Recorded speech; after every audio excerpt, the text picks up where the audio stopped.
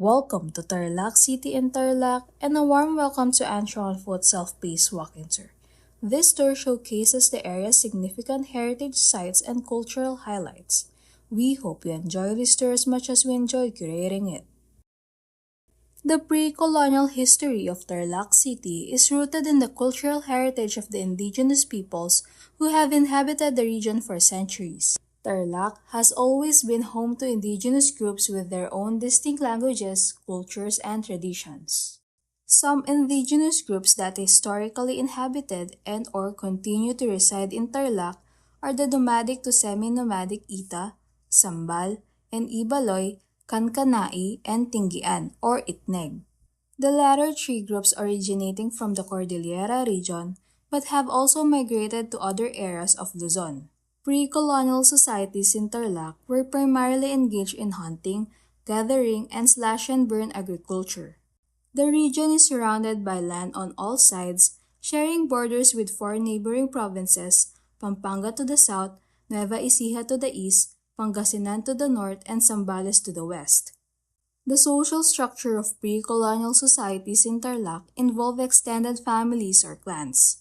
Leadership roles were often held by respected individuals or elders within the community. The datu or local chief played a crucial role in governance.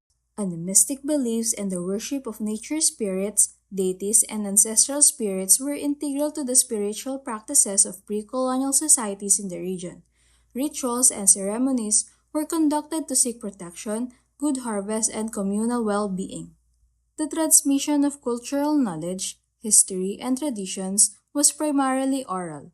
Elders played a crucial role in passing down stories, myths, and the collective wisdom of the community. The arrival of the Spanish colonizers in the 16th century marked a significant turning point in the history of Tarlac.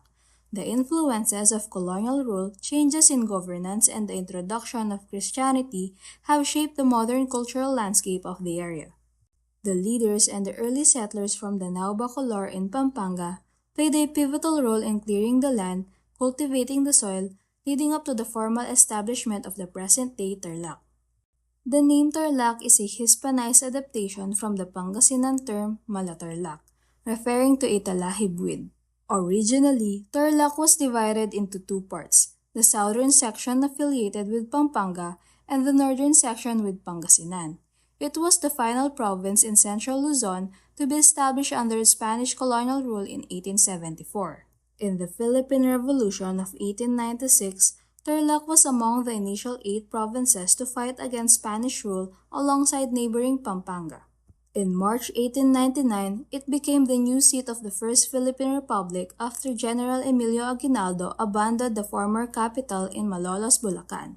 However, this relocation lasted only a month before shifting to Nueva Ecija as Aguinaldo sought to evade pursuing American forces. On October 23, 1899, Gregorio Aglipay, the military vicar general of the Revolutionary Forces, convened the Filipino clergy for a conference in Paniqui.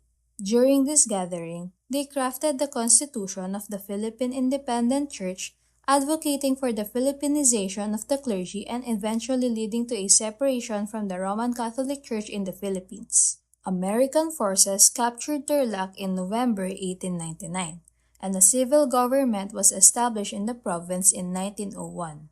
In World War II, Capa's Camp O'Donnell became the endpoint of the infamous Bataan Death March, where thousands of Filipino and American soldiers perished along the 104-kilometer route under the dire and extreme conditions.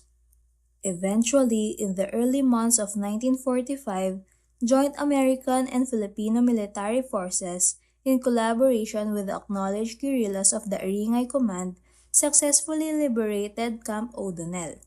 The operation in Capas led to the rescue of prisoners of war, including Americans, Filipinos, and other allied individuals. Today, the province is characterized by two primary ethnic groups, the Kapampangans, who predominantly inhabit the southern part of the province, and the Pangasinans, who are mainly concentrated in the northern portion. The remainder of the provincial population is composed of Tagalogs and Ilocanos. The economic landscape of Tarlac is primarily centered around agriculture, standing as one of the leading producers of rice and sugarcane. Tarlac also plays a substantial role in the cultivation of other major crops such as corn and coconuts. The agricultural diversity extends to fruits like bananas, calamansi, and mangoes as well as various vegetables including eggplants, garlic, and onions.